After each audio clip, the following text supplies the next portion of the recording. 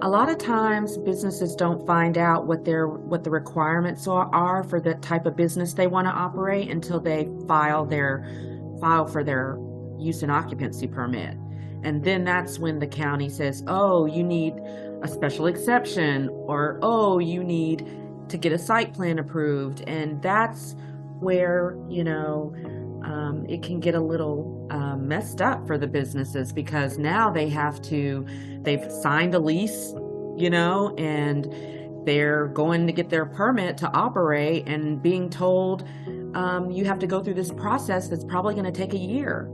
Meanwhile, they're stuck under the lease and they're having to pay lease payments even though their business isn't operating. So I've seen a lot of businesses in that type of predicament, and it's not a good place to be and not a good way to start off your business. Welcome to World of Marketing Podcast, a Foster Web Marketing production. Here's your host, Tom Foster. Hello, everyone, and welcome to the World of Marketing, where I, Tom Foster, talk with legal leaders about, yes, you guessed it, marketing, mindset, and the growth of law firm business. This episode is brought to you by Foster Web Marketing. Since the internet was born, Foster has been the premier provider of customized websites, SEO, video, and strategic solutions for elite law firms. Our unparalleled web technology and systems set the gold standard in the industry, catering exclusively to a discerning clientele who demand the best. We are in a series centering on trailblazing women transforming their industries, featuring candid conversations with dynamic women who share their journeys, challenges, and innovative strategies for success. Whether you're an aspiring marketer or an established leader, this podcast will be a resource for inspiration, empowerment, and expert tips from some of the brightest women in their fields. I'm thrilled to introduce our guest, Traci Scudder, the founder of Scudder Legal, specializing in land use and zoning, particularly in real estate development law. Traci has built a strong reputation for providing flexible, client-focused legal services in a highly niche field. We're going to explore what sets her apart, the challenges of navigating zoning law, and the importance of resilience in the legal fields. Traci, thank you so much for being on the podcast. Good morning, Tom. Thank you for having me. Yeah, for sure. So, you are in a specialized niche, which is very intriguing because I don't get the opportunity to talk to lawyers outside of, contingency, PI, and estate planning a lot, So you're unique. So this is fun for me. So you're in land use and zoning law. Yes. What drew you to that field? And tell me a little bit about that. Oh, sure. I can't say that I was drawn to it initially. How it came about is because they don't really teach land use and zoning in law school. And I think that's what makes it such a niche area, because you really have to learn it under, from training under someone, almost like kind of in an apprentice type situation. With me, I was working for the District Department of Transportation in DC right after law school, and interviewed with a firm in Prince George's County, Maryland, in Beltsville, O'Malley, Miles Nyland, and Gilmore, and they were looking for an associate, and the partner had just lost two zoning attorneys, and so he and I talked, and he hired me, and I just happened upon this particular practice area just because that's where that firm had a need. And so I just learned the ropes. There's about a 3-year learning curve for land use and zoning. So I worked under a partner who was, widely known in Prince George's County as one of the top zoning attorneys. His claim to fame was that he was the zoning attorney for the football stadium when they were the Redskins. When the Redskins initially came into Prince George's County, he was the zoning attorney for that project. And he had done also a lot of work along the Route 1 corridor, the Ekin Young and Taub brand, did a lot of townhouses and mixed use along that corridor of Route 1 in Hyattsville. And so I learned from him, and that's I fell in love with it. So as far as being drawn to it, I eventually was drawn to it, as you say, in that I really enjoyed that area of law and just really have, stuck with it over the years. That's fascinating. So when you were in law school, what area of law were you thinking you were going to go into? I was taking mostly performance classes. I wanted to be a criminal attorney. I wanted to start off, I used to always say I'm going to start off as a prosecutor, and then I'm going to switch to the other side and make the big bucks in private practice as a defense attorney. And Right. Very my professors would tell me, Miss Scudder, I don't think you know what it's going to be like being a criminal attorney, like what your clients are going to be like, those people that are going to be coming into your office every day. I don't know if you're going to really like that. that is true. The clientele that you deal with, not world, you know it well. Well, fortunate for you, serendipity that you go out and you immediately meet this crew, and they take you on board and teach you this area of law, which is quite lucrative, right? I mean, it's you've done very well for yourself. How long have you been doing it now? Oh, 21 years now. Oh my, Yeah. I would have never guessed that. Well, thank you. Okay, so what does your particular expertise in this field, besides what you've already said, set you apart from other attorneys that do this? Oh, that's a good question. From other attorneys, um, I think that the jurisdiction that I work in is, mainly Prince George's County. I do step out into other surrounding areas like DC, Montgomery County, and Anne Arundel County, but mostly in Prince George's. I guess what set me out from the other attorneys initially, I think, was that when I went out on my own as a solo practitioner, there were very few zoning attorneys practicing in that way. Most zoning attorneys were associated with a law firm. So I was one of the first to go out on my own Yes, as do a that solo, alone, but as a firm, as a right? firm. Hmm. Well, see, what I would say is the reason why you've been so successful is your style and your class. You're very classy and you've got a certain style, and I think that's what attracts people to you. And yes, the fact that that's all you do, right? And they know that that's what they're going to get. They're going to get that attention, you and your staff. Um, Before we press record on this, Tracy and I were getting to know each other, and she was telling me about all the permit uh, questions that she gets through the website, and how happily her and her staff handle all those types of questions and facilitates helping these people. Yes, we were talking about how I don't know that many people realize this when they think about Prince George's County, but Prince George's County leads the state of Maryland in small business growth. I mean, they outpace the surrounding jurisdictions, even Montgomery County, in small business growth. And so, with that being the case, there are many entrepreneurs out there, constantly utilizing our permit office, trying to get their, use and occupancy permit. And oftentimes, I mean, that process can be very complicated and complex, and especially in the county. We're very regulated, heavily regulated in the area of land use and zoning. And land regulations. And so often, business owners will need an attorney. And I'm very busy in that regard, in that particular it's even a more niche area. It's sort of a sub area of land use and zoning, that permitting. But yeah, Small businesses that need this, right? yes.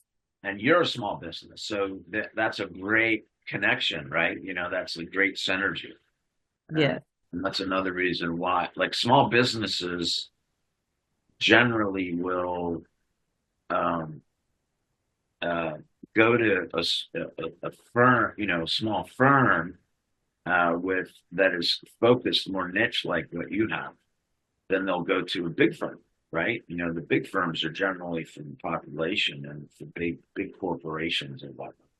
Big firms are not interested in small business as much Yeah. as other. That's a great observation, Tom. I Yeah. think you're right on point with that. Yeah. Okay, so what are some common misconceptions people have about land use and zoning law? And how do you educate your clients on navigating these complex processes?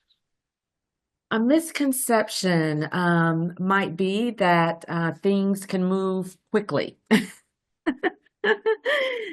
Things I move know. very slowly, actually, in this world. Usually, when I pick up a new client, they're going to be with me for at least a couple of years, because this area is very application based. Almost every case I handle starts with the filing of an application. And that application has to be processed, and there's typically public hearings, and even preparing the application itself and getting all the checklist items together takes months and months. So I think people are very surprised to learn that, you know, um, going through certain zoning processes take as long as they do. Well, yeah, and more and more, hearing about the rebuilding of North Carolina and the rebuilding of LA and like all the like the discussion of permits, like how that is delaying everything. Federal permits, and you're talking about just local PG County permits, right? But I'm sure that you dwell in federal permitting as well for some of your people. Not so much. I mean, Really? most of the permits that I deal with are, you know, local jurisdictions, sometimes state permits, but mostly local, county level permits. There are sometimes federal permits that are needed, maybe on certain waterways, but typically the civil engineers will handle that, not so much the zoning attorney. Right. Okay. Very good. Um, so really the answer is like just be prepared because you're going to be involved with this for a while. Like this is not like one and done. And because there's lots of permits that you've got to, depending on what you do. Right. And it can be really daunting for some small businesses, as you can imagine, because a lot of times businesses don't find out what the requirements are for the type of business they want to operate until they file for their use and occupancy permit. And then that's when the county says, "Oh, you need a special exception," or "Oh, you need to get a site plan approved." And that's where, it can get a little messed up for the businesses because now they've signed a lease, and they're going to get their permit to operate and being told you have to go through this process that's probably going to take a year. Meanwhile, they're stuck under the lease and they're having to pay lease payments, even though their business isn't operating. So I've seen a lot of businesses in that type of predicament, and it's not a good place to be and not a good way to start off your business. So if I could give businesses any advice, not just for just Prince George's County, but for other jurisdictions as well, before you know, go down the road of starting your business, have a zoning attorney check it out. I mean, you can come to me and purchase an hour of my time, and I can tell you everything you need to know about that operating that type of business before you set it out in motion and start investing a lot of money in improvements and signing a lease and all those things that are going to cost you a lot of money. That is excellent, excellent advice for any small business entrepreneur that's getting going. I can totally relate to this conversation, having gone through it myself. with when I bought a building down in Old Town Alexandria, and the building I rented out the bottom half of the building to a retailer, and then I was in the top half of the building, but I had no employees, no staff in the building. But they were running, this $6 million company as if I had all these employees working in the building, and I was getting taxed for it, or they were trying to tax me for it. So it, that's not the same thing, but it's kind of the same thing. Yeah. Yeah. Uh, It gives you some perspective and you can kind of relate. I didn't know that. Like when I bought the place, I just thought I'd buy it, like worry Mm-hmm. about all that stuff later. But like Mm-hmm. what you're saying is really critical and really important Mm-hmm. for anybody, any small business considering purchasing a lease, or I mean, not purchasing Purchasing a property, yes. property, or getting a lease Mm-hmm. on some property and doing something. You may be doing it somewhere right Mm-hmm. now with no problem, right? Yeah, and don't You're put all gonna your move. trust in your real estate agent or your broker. I mean, I remember, think when I they're saw you with the property, salespeople.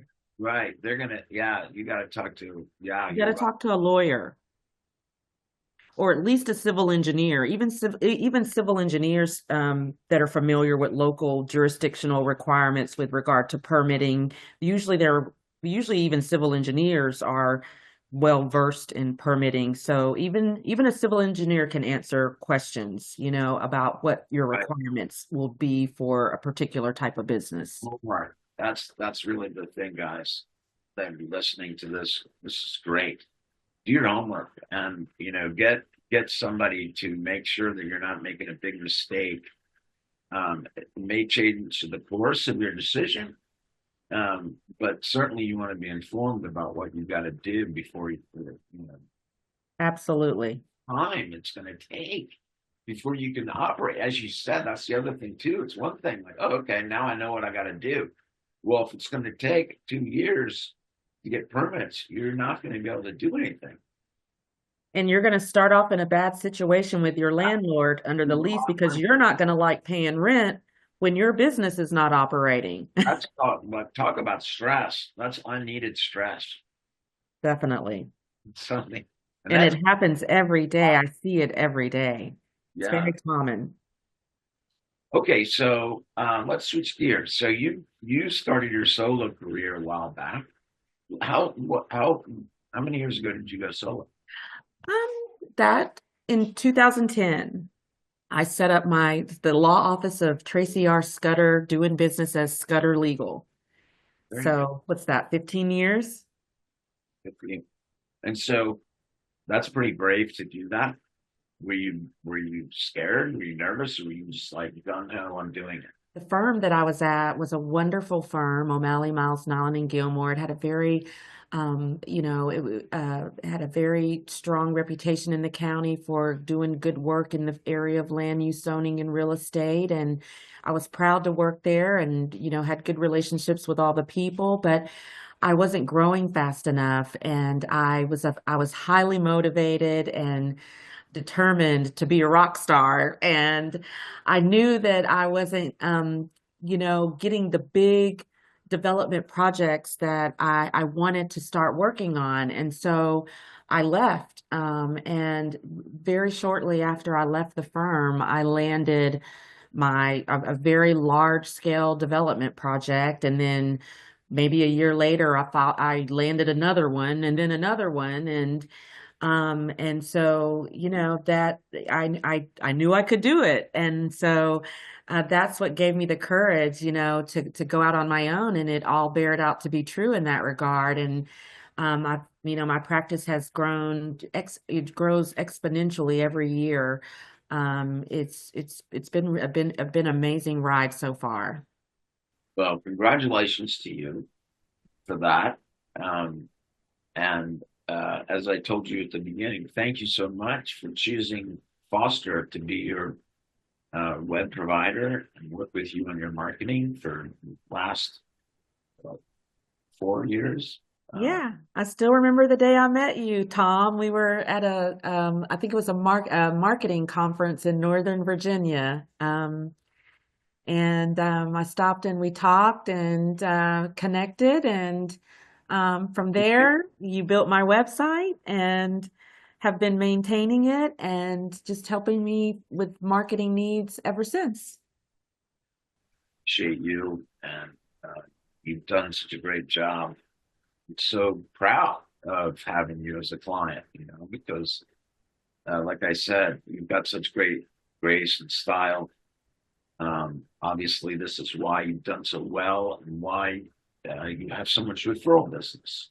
And there's a lesson there, everybody, is that that's the reason why, and that is, you need to consider that as part of your marketing, is that, look at Tracy, how professional she comes across.